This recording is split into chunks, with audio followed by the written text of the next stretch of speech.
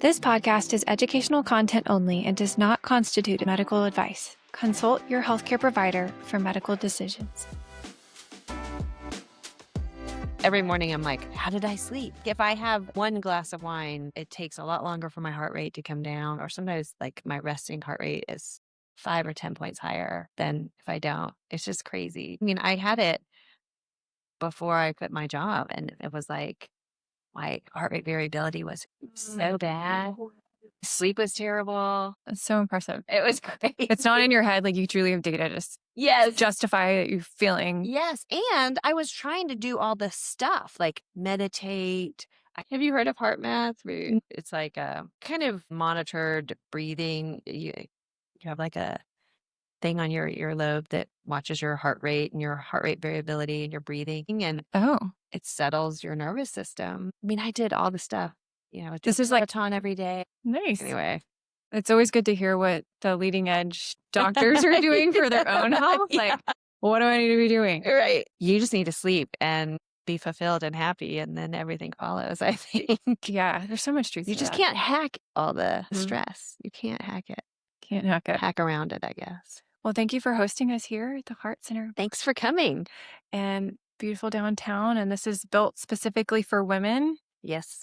How did you come about this? You've been in academic medicine and these large health systems. You ran the Women's Center. Yep. And then what happened? I left to do my own thing. Congratulations. Thank you. How does it feel on the other side? It is amazing. When I left, I knew that I could do more and I wanted to do more for women. And I didn't know that I needed to unwind a lot of the learned behavior that we have in medicine, just of like work, and put everything aside. I had been practicing for over 20 years, but at some point I was almost a cog in the wheel, and just seeing so many patients, I couldn't take really good care of all of them. And also I couldn't take care of just the women in our community in other ways by doing things like this podcast or speaking. And so I was just limited on how many patients I could physically see in a day. But now I can do things like this to really just improve care for all women, even if they can't be my patient or don't need to be my patients. In the patients that I do see, I can spend an hour and take good care of their whole bodies and integrate anything that they're going through. Like maybe they were diagnosed with breast cancer, and there is a lot of integration with chemo and heart, but also just the decisions that you have to make along the way. And let's talk about these things together. I am your advocate for your heart health, but there are so many questions that women, especially when you have siloed care, are left to navigate on their own. And you go to see different specialists, and then you have to put it together and make your own decisions. So doing this direct pay practice where I can be available often allows me to be part of the whole conversation and whole woman's health. I love that so much. We really need more of that. You mentioned breast cancer. I want to just talk about the reality that a lot of women have, and that they think that the number one killer is breast cancer, but it's actually heart disease. Yes. Why do you think that message isn't landing? I don't know. I have thought about this for decades. Heart disease is the number one killer of women, more than all cancers combined. 1 in 3 women die of heart disease, yet most women can't think of necessarily a friend who has heart disease, right? Or you don't hear about it in media. People with heart disease, men and women, are a little ashamed, like it's their fault. Maybe if I didn't eat poorly, or if I was exercising more, how much of this is my fault? It's different than having cancer and you address it and you beat it and you're past it. For the most part, obviously there's a lot of lingering effects of that, but it's a long journey. You live with it your whole life. And then the last thing is people die from heart disease. So they're not around to talk about it. Yeah. Sudden death happens from cardiac arrest. And so unfortunately, that is part of the reason. I didn't think of that with the shame and heart disease and people not disclosing that. I talk about below the belt stuff, and there's a lot of embarrassment and shame that comes with having incontinence or pain. Yep. But you don't really think about that with heart disease, but you're so right. And I have to say, this was one of my most excited talks because it is so important. And women are very different. Just educate us on how women's hearts are different than men's. It's not that we're just proportionally smaller, that we actually have anatomic and physiologic differences. The reason that Heart care is different for women, and a lot of it is biology. Some of it is social differences that we go through, and some of it is policy related. But really, heart disease is often different in women because every cell in our body has a sex, Yeah. and that affects how we develop disease. It also affects how we respond to treatments. It's like we metabolize medications differently. It affects how we feel with disease, right? And then, very importantly, of course, women become pregnant, and that is a whole transformation of our cardiovascular system. After menopause and around menopause, our cardiovascular system is greatly affected. So there are so many differences at baseline for women. But the more we've understood about heart disease for women, the more we're learning that the types of heart disease that women develop are different. Women are likely to have microvascular disease or heart attacks related to not complete blockage. And these were all atypical Mhm. types of things when I was in training that we're now realizing, well, because we've done research on men by and large, that we were missing so many of these things. And the more we we really research both men and women and separate out the data and look at it, then we'll have better care for both sexes. Yeah, this is one of my like pedestals, is the whole research thing and how we Mhm. weren't included in research trials until the 90s. And it was just because medicine is built on this empiricism. And you can understand from like a high level standpoint where they're coming from. Women have a lot of variability in their hormones. And Yes. so that's harder to control from a research standpoint. They Yep. want a control group and an intervention group, and they want to see the outcome on their intervention group. Yep. And women don't fall in that category of No. straight and narrow. We Right. have these fluctuations. One of the things that I've really loved about your teachings and hearing you speak to other clinicians and then to your patients is that you do a nice job with visuals. When I walk outside in Austin, Texas, and I look out from my patio and I see these beautiful oak trees, and you have that nice imagery that you use where you have the large trunk and then the bigger branches and then all the way Mhm. down to the small leaves, which is representative of our vessels, down to the capillaries.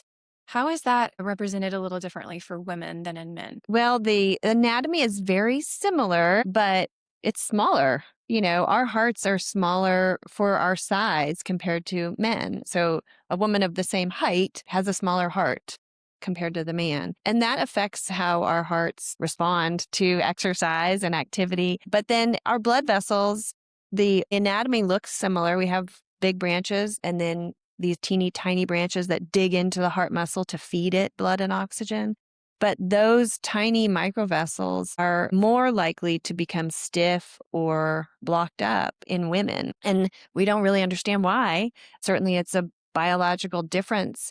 There is almost certainly a hormone component to that. So just like you're talking about, the research was done on even male rats Mm-hmm. because of pesky hormones Yeah. that get in the way, as what the scientists have described, the cyclical nature of our bodies. And then the change in hormone levels, the lack of hormones after menopause really affects the endothelial layer of our vessels. And our vessels become more stiff after menopause, making plaque more likely to form, which is why our heart disease risk goes up greatly after menopause. And then again, affecting those microvessels, those teeny tiny branches more often.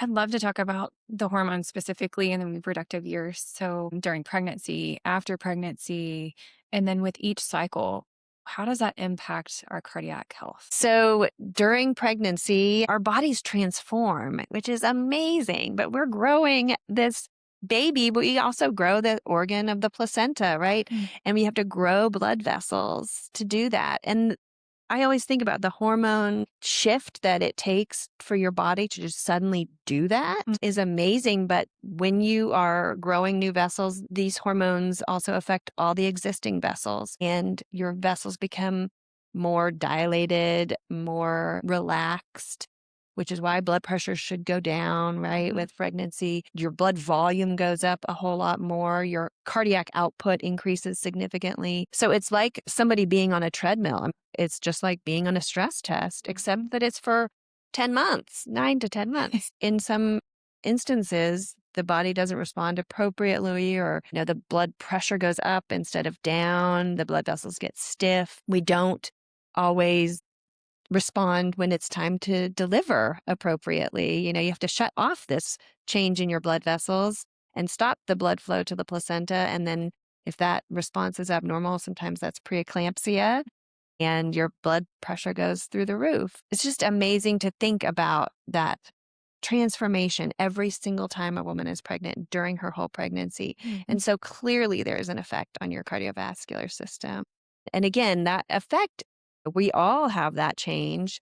If you have high blood pressure or preeclampsia, those effects can be last your lifetime, that you have stiffening of your blood vessels, that you're also more likely to develop plaque later in life because you had that change at pregnancy. Pregnancy is like the ultimate stress test, Yeah. and that these conditions that are so clearly defined in our heads and as a paradigm like around the peripartum, pregnancy, postpartum, it actually has lifelong impacts. Yes. So things like preeclampsia or the gestational diabetes, gestational hypertension, those things increase a woman's lifetime risk of stroke and heart disease. And a lot of people don't know about that. Yes. And so does that mean that they need to take extra precautions throughout their life? I mean, what does that look like? And what would you counsel your daughter-in-law, your niece to do if they were in that situation? I counsel a lot of women about this. I work at People's Community Clinic also, taking care of the high risk pregnant patients.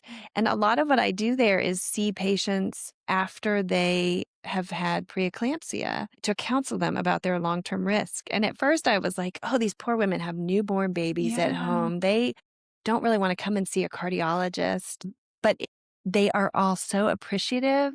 And even if I just plant this tiny seed about knowing their risk long term, it's so worth the visit. But what I tell them is, again, you've had this preeclampsia, you had high blood pressure in pregnancy. So it is a failed stress test. It's insight into your cardiovascular system in the long term. But there is a change in your body because of it. There is stiffening that we have measured of your blood vessels because of it. And that's why your risk is increased. That is a fact. We can't change that fact. And that's something that I am just so curious about. Like, why does preeclampsia occur, right? Yeah. Why can't we prevent it? Why can't we treat it other than delivery? But that's another conversation. In any case, what we can do is take care of traditional risk factors that we know that if a woman who has had preeclampsia develops high blood pressure, we can be really aggressive in treating her and reduce her risk long term of heart disease. We need to know her numbers. For the rest of her life, she needs to know her blood pressure and her cholesterol and her blood sugar, diabetes numbers, and her body mass index, because these are all numbers that we can treat and intervene to reduce her risk long term. So having that pregnancy history, it just means you need to be cued in a little bit more and not wait and be borderline for these numbers, which happens often. Yeah. You know, you'll go every year, oh, we'll watch that blood pressure. It's 130, it's 135. We'll just keep Mhm. watching it. You need to be aggressive in treating it. You need to be below 130 for your blood pressure. So, unfortunately, women do have to advocate for themselves with their Yes. heart or their own health, period. So, as long as they are aware of it and we give them the knowledge, then they can do that. This is not something that we routinely tell primary care providers to do when working with women. What was your pregnancy history? Yep. Did you have these conditions? Okay, now we need to do this additional screening. Let's watch this stuff. This is not part of the I story. know. And it really needs to be. So I'm going to like blast this Yes. across. Good. Please, Yes. if you've had these things, watch out. But then as we get into perimenopausal, postmenopausal transition, the estrogen's lowering, as you mentioned, it impacts the endothelial cells of the heart. We have so many women that were previously not seen because of all of this menopausal boom. You have celebrities, all these people coming out and talking about it and sharing their stories. And we're having change in the policy level. I mean, Yep. even the FDA removed the black box label. Yep. So we're seeing these changes at a system level Yep. to get women the support that they need for menopausal care and hormone care. But there's still not enough awareness from the heart health. And Yep. to the point of, our lifespan, our health span, heart is a huge part of that. I totally agree that it's so exciting that we have awareness about menopausal hormone therapy. And we know that it's well underprescribed. A lot of women who would benefit from it are not getting it. The hormone therapy is great. We have great data about fracture prevention, and probably it's good for your blood vessels long term, but it doesn't treat heart disease. And so if you have heart disease, if you have plaque buildup, then it can cause plaque rupture. It can cause inflammation. And so you need to know your heart status before you start on hormone therapy. It's just that should be the first thing that happens. Mm-hmm. And then once you're on it, part of your monitoring should be let's make sure your blood pressure is still under good control, because some people develop high blood pressure related to hormone therapy. If we're getting women to the doctor now and they're having conversations, let's make sure their hearts are checked. And the heart check is know your numbers: blood pressure, cholesterol, blood sugar, body mass index. Every well woman exam should have that. And if we're doing that and prescribing a hormone, it's great. It's just so happy that women are being treated more aggressively. For many years, and we've been talking about with hormone replacement therapy, the timing hypothesis. Yes. And a lot of the data that I show my patients, it's ages 50 to 59. If you are on estrogen and progesterone, you fall in this category. If you're on estrogen alone, you fall in that category. And then there's been more developing research where they did a secondary analysis on the WHI data that showed basically neutral cardiovascular impact for that time window for symptomatic but otherwise healthy women. Right. Can you speak a little bit to that timing window and why that's so important, and maybe why we shouldn't be prescribing hormones across the board and perhaps people in their sixth or seventh decade of life? Yeah. Yes, I can. It's again a great opportunity to look at a woman's heart. And as far as the hormone therapy and heart disease, we can say it is not a treatment for prevention at this time. Based on guidelines, it is safe starting it perimenopausally and soon after menopause. When I was in training and for many years after, if a woman was diagnosed with heart disease, it was a complete contraindication Yeah. for hormone therapy. I think that we have some data that it is safe in some cases, but getting all the risk factors controlled and aggressively treating heart disease really is important before doing that. After menopause, your heart disease risk increases significantly the minute you're menopausal. It's because your blood vessels are stiffened with the lack of estrogen. Even if you're giving back estrogen, it doesn't fix that. And your blood pressure tends to go up. Your cholesterol profile changes to something that's more dangerous, even though you're exercising the same and eating the same. All these changes happen with menopause that increase the risk of developing heart disease. So in those 10 years, you are much more likely to have plaque buildup. When you think about those calcium scores or plaque scores, men tend to have plaque and calcification at 52, women at 62. Hmm. And so if we're suddenly prescribing a woman hormone therapy 10 years out with not having done any in the meantime, it can be very dangerous. Mm-hmm. So digging in and knowing for those people especially what their heart status is so important before anybody starts doing hormone therapy. So, do you think it could be cardioprotective if started in perimenopause or around? I think the data suggests that, yes. And if you track out the WHI study, that people that stayed on it for long term may have had some cardiovascular benefit. It certainly they didn't have a significant worsening of their cardiovascular outcomes having been on it. So of course, it was different formulations of hormone therapy, and those women were all started a little bit later. So it's not in our typical population that we can totally say this is beneficial, but I don't think we have a lot of data that it's super harmful. Okay. We talk about the route of estrogen a Yeah. lot, and we try to do our best to do transdermal versus oral, but Mhm. insurance fights us a lot, and they don't want to cover the patch or the gel or whatever. They want to make us use a pill. So, from your lens, from decreasing adverse events like venous thromboembolic, stroke, all of those things, what's the message there for the route of estrogen delivery? Transdermal is better for sure. And yes, we know that the pill form increases your risk of blood clots.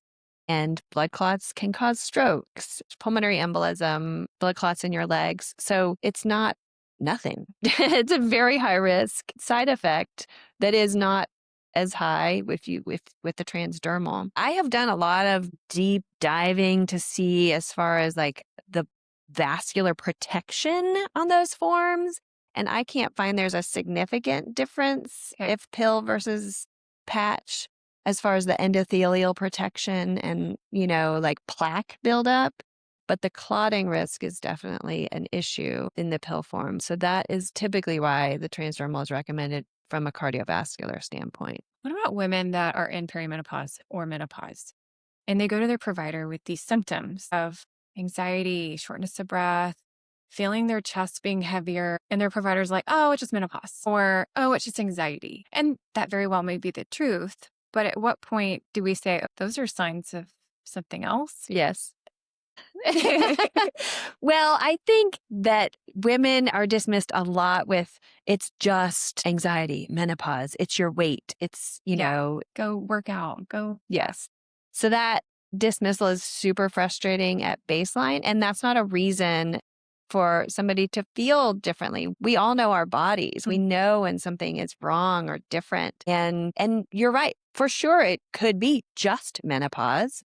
However, just menopause causes major changes. Yeah. It could be high blood pressure related to menopause, and you can have anxiety related to menopause. You can have palpitations and different heart rhythms with menopause. A lot of women have PVCs, these extra beats in menopause, and it feels very uncomfortable. So it's so appropriate to get a good evaluation. This is the time to see a heart doctor. Some primary care doctors and gynecologists are not comfortable assessing heart status. Fine. I think this is when you see a heart doctor. You need objective data. Do we do the EKG? Do you need other testing to see what your heart status is? You don't have to have a heart diagnosis to see a cardiologist. It's very appropriate if you're feeling something that's not normal to get an evaluation. And I think that's the perfect time to do it. I love that. Thank you for saying that. I want to talk about diagnosis. I was raised in a high acuity ER as a nurse. And so a patient comes in with heart symptoms. It's like a flurry of activity. And one of the things is we get an IV established and blood, and we literally are running across the ER to plug in the blood for markers like troponin. And never once was there any kind of differentiation or calibration based on the sex. And now we have data that suggests that a calibrated number used for women can increase the diagnosis by double for MI. And when we don't do that, we're missing so many. And women have a 1 in 4 chance of death or another heart attack within a year. And then I looked at this and I thought, okay, well, has this changed? It's been a lot of years since I've been in the ED. And less than 1 in 3 hospitals are actually looking at the troponin based on women calibration. What's up with that?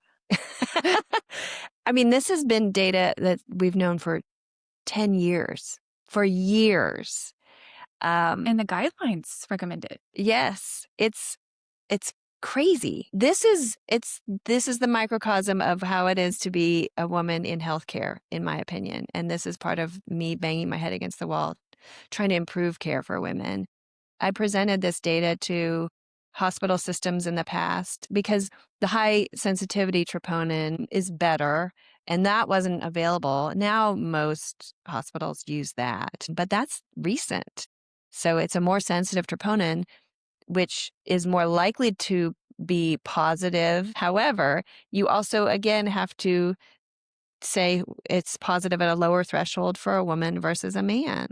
The system is being run based on insurance parameters and finances. And unfortunately, it's at the cost of better care for both men and women. We're not differentiating enough. But that breaks my heart, that statistic, that those women we're missing have such a high chance of a death or another MI in a year because they get sent home. Yes. Saying everything's fine. Yes. When it's not.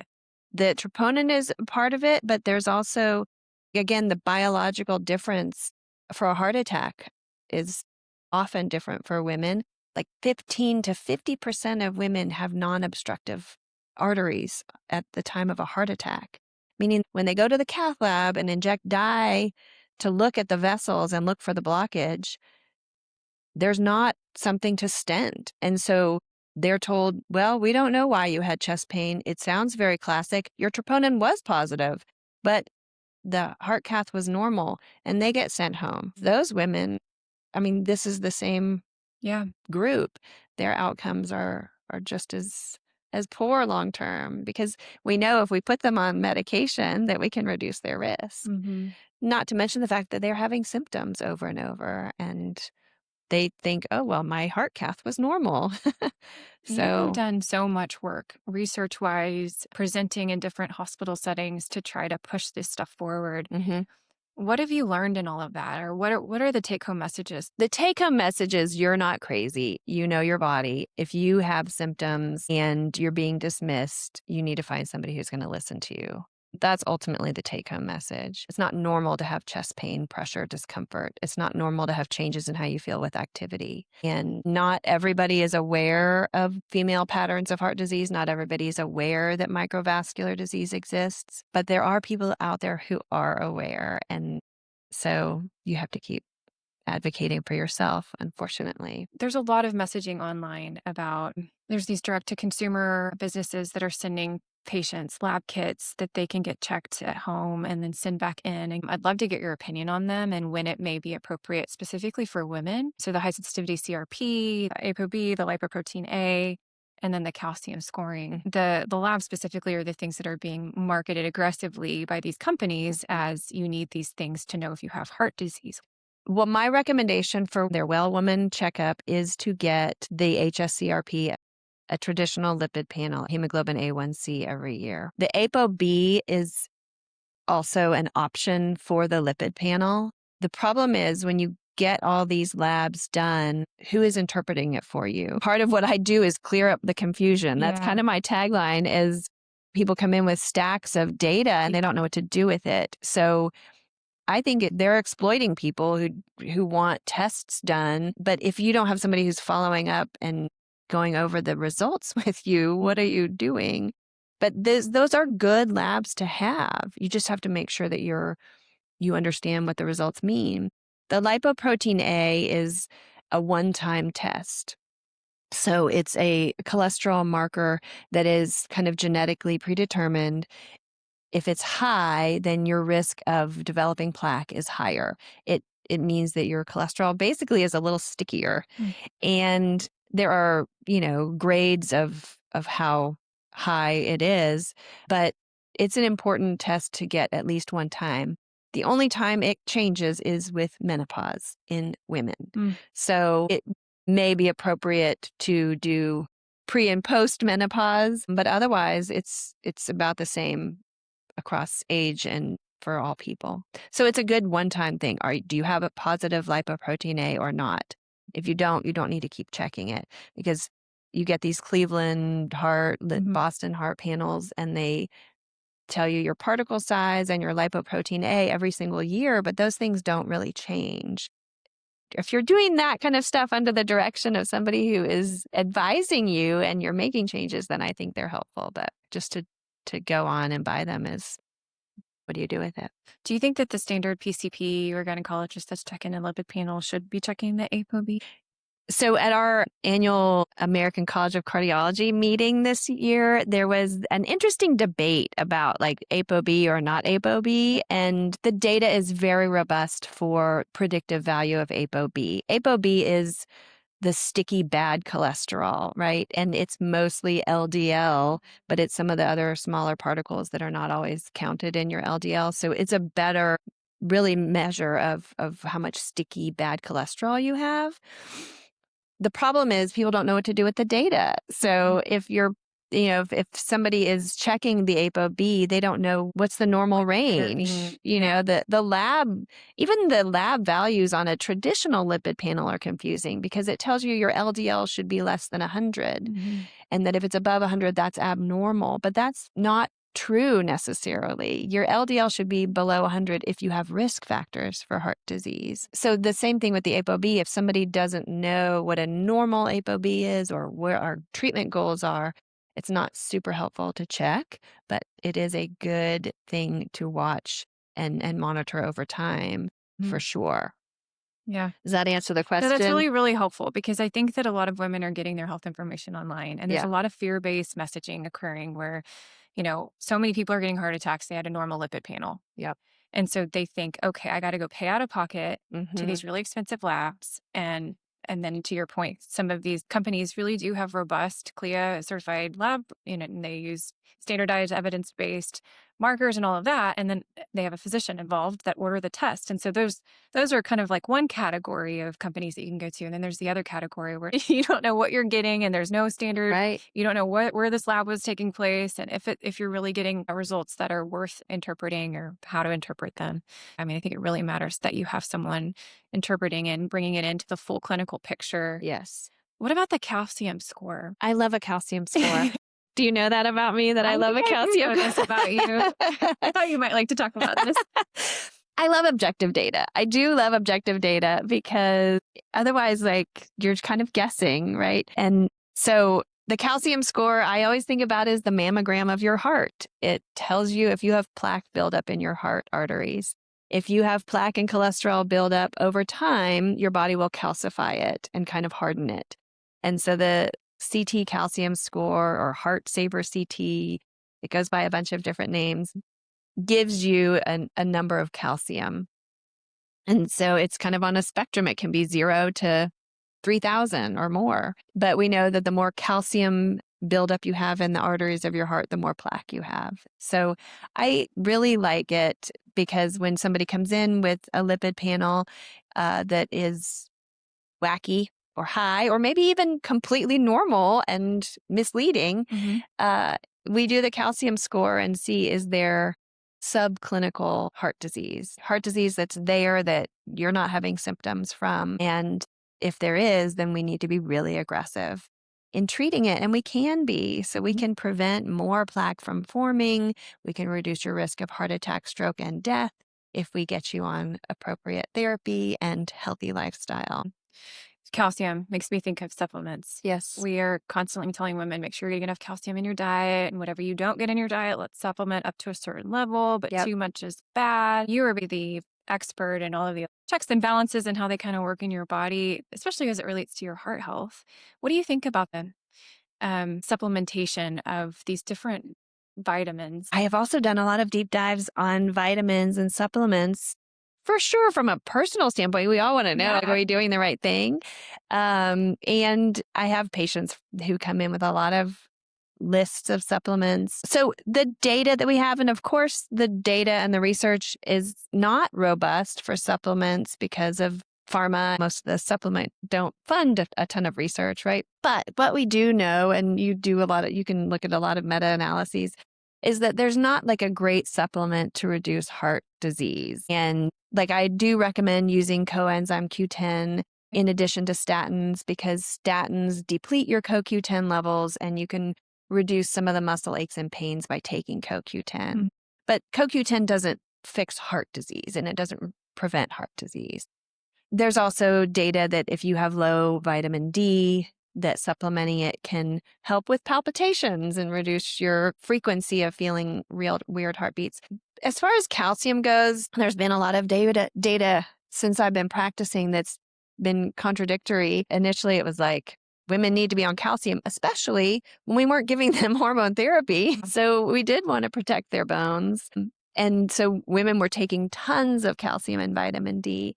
And then there was some data that suggested that increased your likelihood of developing coronary calcium buildup in your heart. And then the deeper dive on that said, well, maybe, but it's not necessarily causing plaque to build up. It's causing calcification, which is healing the plaque that is already there. Now it's probably not the best to be on really high overdoses of calcium because it may cause too much calcification of the heart arteries. Taking calcium with vitamin K may help prevent it from going to the vessels and may target more bone absorption. I don't know if that's how you recommend it for your patients, but that's what And the D too. I recommend. Yep. And the D. And then also, nothing is as good as what you get in your diet, right? And so you absorb all of these vitamins and minerals, nutrients so much better when you eat them in natural form. And that's true for omega. Taking omega supplements, the data is just not robust unless you're taking pure EPA omega. And that's in a smaller subset of patients that benefit from a heart standpoint. Really, in general, eating the omega is what is healthy and heart protective. What about the other side of it? Supplements that they think they're taking that's going to help with their longevity or their muscle, whatever, but it's actually causing damage in your mind. Is there anything that falls in that category? Some of the like Chinese herbal supplements I see patients have palpitations related to them Okay. because they're stimulant type. I don't know about the peptides and the Yeah. cardiovascular effects of that. I mean, There are we don't so many have, peptides. there are a lot of peptides out there. We just don't have data. We don't know if you're taking these hormones basically that are derivatives. I would be very hesitant without better data about the long-term cardiovascular effects. Since we're talking about peptides, GLP-1s, Yes, what do you think about them? I love GLP-1s. Those are peptides that I'm on board with because they're very well studied and understood. They've been out for decades. So from a cardiovascular standpoint, they're cardioprotective in patients with diabetes and with obesity who have heart disease. They reduce the risk of heart disease and heart attack. I also think that treating obesity is like treating blood pressure and cholesterol, that for people who do well with GLP-1s for treating their obesity, it's something that they will take forever. And that is an important treatment plan. It's not something that they will necessarily get off of. And that's just how their body is. Some people have high blood pressure, some people have high cholesterol, and some people have obesity, some people have everything and diabetes. So it is an important part of treating people to reduce risk for heart disease long term. I'm not sure about taking it if you don't have diabetes or obesity because there's a lot of skeletal muscle loss, and that scares me for frailty long term, especially for women postmenopausally. And I want women to be able to be active and exercise and take care of their hearts. So, from my standpoint, it can be dangerous to just lose weight rapidly without somebody overseeing that. The medications that are used to lower lipids, statins in particular, have a very bad rep. Women are really scared to take them. And there is some data to suggest that they have more side effects like the muscle pain and aching. What is your message to them? Yeah, I've spent a lot of my time talking about this, and that's my job, is to hear people and talk about their concerns and find a treatment plan that they can live with long term, right? I want you to live for a long time and do well, but I also want you to feel good day to day, and I think that's a provider's job. So I'm happy to have that conversation. I know that women metabolize medications differently, so they derive a really robust benefit sometimes on low and medium doses and don't need the really high doses that are more likely to cause side effects. But you just have to kind of see how people do. If people don't tolerate them, we do have other options. The PCSK9 inhibitors are excellent. They're very good at reducing heart attack, stroke, and death, which is the goal. But ultimately, statins work. They lower cholesterol, but they also treat plaque. So any sticky, inflamed plaque that's there in the heart arteries becomes stabilized and less inflamed with statin treatment. So it stabilizes plaque and it prevents new plaque from forming. That's how it works to reduce heart attack, stroke, and death. So it's a really important part of treatment plan as long as it's tolerated. But there are a lot of options out there on finding the right treatment, the right combination to keep people healthy. Women in particular are very motivated to prevent Alzheimer's. And we know that we have a higher risk just by being a woman. Could you explain to us how by treating your lipids and your heart health overall can really help prevent that cerebral decline? For sure. Well, the number one cause of dementia is high blood pressure. And we also have data that suggests that statins can reduce the likelihood of Alzheimer's. So there's no data that it accelerates dementia or Alzheimer's. Very often, dementia is a vascular problem. Those microvessels that we're talking about that women are more prone to having affected in their hearts are the microvessels that are feeding our brains. And so if we have little tiny infarcts or lack of blood flow because of these microvessels are not functioning normally, that can lead to dementia. So vascular health is heart health and dementia health. It's the good news. It's all one approach and you get the benefit. So for sure, having a good assessment of your heart health is a way to prevent dementia and keep your brain healthy too. You said that so beautifully, how you articulate that. People are really interested in decreasing their inflammation load overall. And we know women are higher risk of having autoimmune conditions. And when you have an autoimmune condition, there's more inflammation in the body and more heart risk with that. Do you have a pretty high percentage of your panel that have autoimmune conditions? And how does your care differ for them than someone else that you see? Because I see all women, I see more patients than probably most with autoimmune disease, but most of my patients do not have autoimmune disease. But inflammation is a really important factor for plaque buildup and vascular health. And autoimmune disease certainly increases the risk of microvascular disease and traditional plaque buildup. Part of the reason that HSCRP is an important annual lab panel is because we want to watch your inflammation, and targeting it can reduce your risk. The problem is there's not a great pill for targeting your inflammation. I kind of think of it as insight. When I was in a very toxic work environment for me, my HSCRP was high. And then getting healthy just overall, it lowered. So it wasn't a pill that I started taking or a supplement. It was just sleeping better and exercising and eating well. So that lab measure is helpful just for insight into how inflamed are you. But also in women who have microvascular disease or they have maybe they have vasospasm, sometimes we dig deeper to find out why, and then we'll find that they have an autoimmune disease. And that's another thing that is frustrating, I think, to people. You can't control the fact that you have an autoimmune disease, just like you can't control the fact that you might have had preeclampsia, but we can keep you healthy and protect you despite that. And we also know that treating the autoimmune disease with those therapies reduces your cardiovascular risk. The longevity bros. Do you think women should be measuring their VO2 max and bulking up and getting more muscle? So the VO2 max is a cardiopulmonary test, right? It's a great measure of your cardiovascular fitness. I honestly don't listen to the bros out there. Well, I think ultimately there are no biohacks. There's no longevity hacks. I think that if you're doing the traditional healthy lifestyle, American Heart Association has Life's Essential 8. If you follow those things, then you are much more likely to be healthy. If you're doing all of those things, which is your numbers are under control and you're eating well and sleeping and exercising, then you can try and biohack, I guess, a cold plunge and do things like that. And maybe that makes you feel better, but I just don't think it counteracts the healthy lifestyle that most people do not do. Most people are not doing it.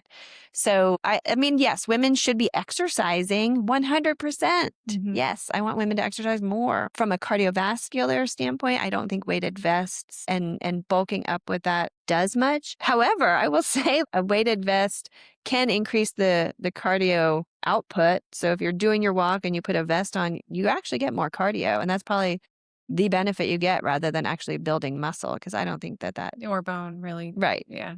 The walking itself is doing that. So yeah, I don't know. The VO2 max.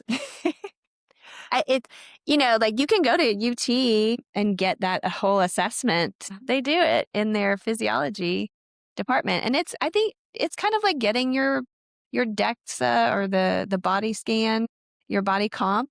It's helpful data if you're going to do something with it, right? What are you going to do differently? I think those body comp things are really good to see, like, are you losing weight because you're losing muscle mass? Yeah. How are you intervening based on those results? Yeah. So focus on the low-hanging fruit, the foundation. Yes. And then, yeah, if you want to do more, that's data that you can use to optimize. Right. Like your Oura ring or whatever. Yes. Yeah. What about the oral microbiome? There's been a lot more talk about that. And dental care and the plaque that builds up in your mouth can actually correlate to what's happening in your heart. Well, for sure, when you can dig in to plaque and see the bacteria that may be causing some of the inflammation is the oral bacteria. So that's interesting. We don't have the data that says that treating it changes that plaque buildup. There's a lot of data that suggests that the oral bacteria is somehow related to the plaque buildup, but do you take antibiotics and does that reduce your plaque burden. I haven't seen that data. We do know that maintaining good oral health can reduce your plaque burden. So it is important for your inflammation to have good oral health. If you have more buildup, then that's a more of like a systemic warning sign that you have more buildup in your body. That's a window into your Oh, overall for health. sure, for sure. Yes, we do know that the more plaque you have in your teeth, the more likely you are to have plaque in your heart. Yes. Again, but what I have read more recently is that you can do testing of your whole oral like biome and to see what the bacteria is exactly. And I don't know the benefit of knowing the exact bacteria in your mouth because Mhm. you're not treating that bacteria individually, you're treating the plaque, which again, you should be doing anyway. Yeah. And it gets back to just to have a healthy diet to help with your overall microbiome. Yes. How do you feel about talking about mental illness and the broken heart syndrome? Sure. So Takotsubo is broken heart syndrome. It happens more often in women. We don't know if it happens equally in men and they don't survive it, or it occurs less frequently. And what happens in that is your heart becomes overwhelmed by emotion and adrenaline. It's an adrenaline overwhelm of your heart, and your heart muscle becomes suddenly very weak. And it's named after this octopus catching bucket in Japan that is shaped the way the heart ends up looking when it becomes dilated and weak. It's Takotsubo. So, but we call it broken heart syndrome because it very often happens with an emotional overwhelm, like a sudden death in a loved one or a trauma or accident. And then the person becomes overwhelmed emotionally and they have this sudden heart failure. It is just incredible, that heart mind connection, right? Yes, And how your body, just your nervous system affects your whole heart. But the good news is it very often recovers that's back great. to complete normal. So what happens is somebody has this event and then they have severe chest pain and it feels just like a heart attack. And they come into the emergency room. I don't know if you've ever seen anybody in the ER with it, but they look like they're having a STEMI. They have severe EKG changes. And then they go to the cath lab and they really do have normal blood vessels, but their heart is very weak and not pumping at all. Their ejection fraction is often 20% or Wow. 15%, and normal is 55 to 60%. So it's a weak heart suddenly. And then if we support them, we can give them medication, and within weeks to months, it recovers to normal. It's crazy. When you have a severe weakness, sudden weakness, you're more likely to have a dangerous fatal heart rhythm. So you can go into VTAC, VFib, and cardiac arrest. So that is the danger with it, which is again why we don't know, men maybe don't survive it more often, and which is why we don't see them when they in the hospital with it. But in any case, it does happen more often in women. And it's not necessarily people who have underlying depression or anxiety. It's very often a traumatic life event Mm. that brings it on. I've had a few patients that have several episodes in their lifetime with it. Most of the time it's one time and they do very well long term. So, That's fascinating. What else about the mind heart connection with depression, anxiety, PTSD, mhm. other mental health conditions? Yeah, we do have data again that suggests that women with depression and anxiety are more likely to have heart disease than even men with depression and anxiety. People who identify as women are more likely to have chest pain with anxiety and depression. Huh. So that's really interesting to me. And so there is something that we feel in our hearts a little bit more for whatever reason, things that are happening in our minds. But there is a huge interplay so that in people who are unhealthy heart wise, they have heart disease or they're not in good shape, then they're more likely to have depression and anxiety. And then depression and anxiety also increases the risk of having heart disease. So keeping all of these things healthy can help treat both of them. Yeah, it's kind of a chicken and egg or Yes. vicious cycle either Yes. way you go. What other interesting heart conditions do you see that in women specifically? We talked about microvascular disease, which is a cause of chest pain and heart attack in women. But there is this whole thing called Minoka and Yeah. Anoka. And the first time I presented those to my group, several years ago, they thought I was crazy because they sound funny, I guess. But I was so excited to learn these names, Minoka and Anoka, because there is a cause or a condition that explains how women very often come in with chest pain without big blockages, but there's something going on. And so the bottom line is their coronary arteries are not functioning normally. And so you can have a heart attack or just chest pain angina related to abnormal heart artery function, abnormal coronary function. That can be the microvessels are not functioning, but that could also be that your vessels are spasming. So they spasm down and clamp down and act like they're blocked. But when you go in and take pictures or do our traditional stress testing, everything looks normal because this is a functional thing and not a static blockage, which is what all our testing looks for. So you can have microvascular disease, you can have vasospasm, you can have a coronary dissection, which often happens more in women. It's called SCAD, spontaneous coronary artery dissection. Happens more around pregnancy and a lot in perimenopause. So there's some kind of hormonal component to that. But the vessel tears and you actually get a hematoma in the lining of the vessel that occludes the vessel temporarily. That's a cause of heart attack and chest pain more often in women, but not very well recognized. And so all of these women are people I've seen in the hospital and who've been dismissed and told they're fine and it's in their heads. And there's real pathology going on. These are all things that now that we're doing more research in women, we have a much better understanding of, although we still don't know why they all occur and the best treatments for them. But we do have some options, and we're getting a lot better at recognizing and treating these women so that they don't have recurrent events. So ANOCA is angina with non-obstructive coronary arteries or chest pain without the obvious blockage as the cause. Wow. So what can women say to their provider to help advocate for themselves if they are having these conditions occurring? What are the warning signs, red flag signs that you want women to be aware of? So the women that I see typically have come into the hospital several times with episodes, and heart pain or angina is typically in men and women chest pressure and discomfort in the center. Feels like pressure and not a sharp pain, often radiating to the neck and jaw, and shortness of breath. So if you are active and suddenly you're feeling these symptoms, you have to kind of stop. It's not just a pain in your shoulder that's a muscle pain. It's pressure discomfort that really affects your ability to be active. That's more common with heart. Some women get sweaty with it. So chest pressure, shortness of breath, sweaty. And very often, all the time, these women know something is wrong. Yeah. There's something wrong. And so if that is happening and people are dismissing and you feel like there is something going on, you have to keep advocating. Do you see often the presentation for women where it's in the jaw or the neck and not really in the chest at all? For women, yes.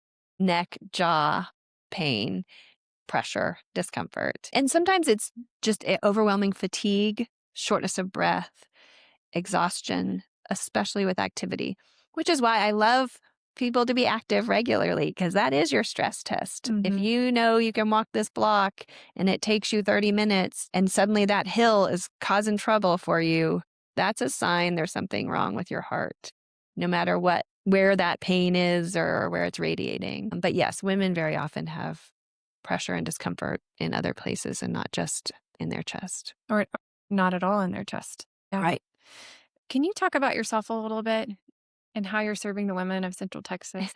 Sure. I went into medicine because I am a scientist and I love biology and I love taking care of people. So I was able to do that for a long time in the traditional system. But I am also very curious, and I knew that the way we were treating women wasn't good enough. And so that's why I started to try and build this Women's Heart Center.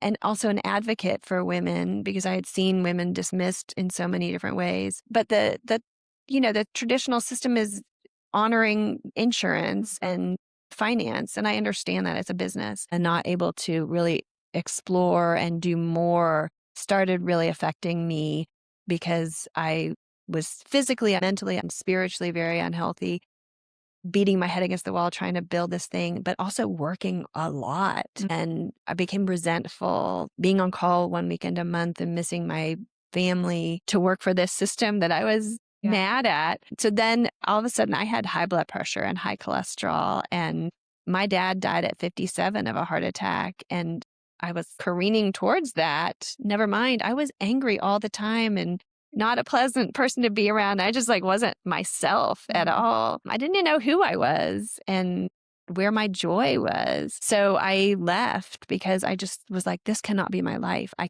can't have a heart attack. And my best friend was diagnosed with breast cancer. And I was just thinking I wonder what I would do if that happened. And then her husband had a heart attack a year after that, and they're my age. And I was like, man, I would quit my job if that happened. I'm like, why am I waiting for this to happen to me? So that's ultimately when I had the high blood pressure and all of this, I quit my job. So I just can't do it. And I wasn't helping women the way I wanted to. I couldn't see any more people. I couldn't help any more women. And so I left and I got myself healthy, just found myself again. I developed this amazing relationship with my kids that I would never have been able to do at a critical time in their lives, being teenagers. And my husband, it's been such a gift to my family. And my mother moved to Austin. So I've been able to be with her and not find it a burden taking care of her. And then I can have reconnected with friends that I just couldn't do before. That enrichment in my life has helped me to just build this that I can give to patients. So I started the Heart Center for Women because I want to take care of women. I love patient care. I love helping women. And now I can spend an hour with somebody and go through their stack of whatever labs they've gotten or testing or all their other doctor's notes and talk about their uterine fibroids and how that's going to affect menopausal hormone therapy and bleeding and their heart risk and just really put it all together and take much better care. And then also have some patients that are on a membership plan where I will reach out to them, be like, what are your blood pressures doing? How are you feeling since we did this thing? So I can be a lot more proactive and not wait 6 months to find out they stopped taking their statin because they were having side effects. And that was 4 months ago. So now we have to start over and maybe wait another 6 months to see if that combination works. So it is just allowing me to do better care and also enjoy my life in a way that I could not have done before. That's awesome. So that's my very long story. No, thank you for sharing that. I think it's really so validating to hear that too, as someone that's in the healthcare system and understands. I'm really glad that you're able to help women on that individual and that personalized touch that we all so desperately need. I know. What do the women get when they come here? In addition to getting the longer appointment times, do they have a better access to you? If they call the office, I answer. Or if they text, then I will respond quickly and not a week later. And people are not calling me all day, every day, because we have formulated a really good plan by the time they leave. So they are well managed. But they know, if all of a sudden you're flipping into AFib and you don't quite know what to do about it, you can call me. And I think we can avoid hospitalizations in some instances, but it's access and it's more personalized because we've had the time.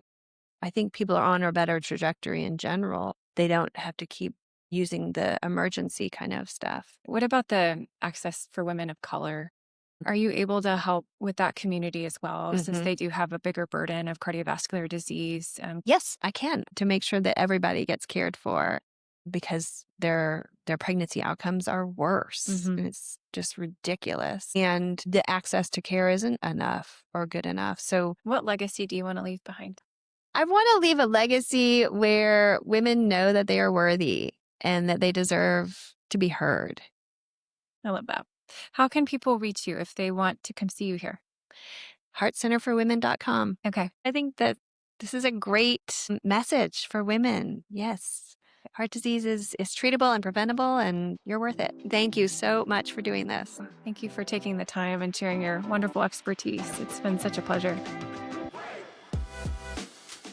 Thanks for being here today. I hope you learned something valuable. If this resonated, please leave a 5-star rating so more people can discover the show or share it with someone who might benefit. You can also sign up at offthecharts.health for more content. Until next time, take good care.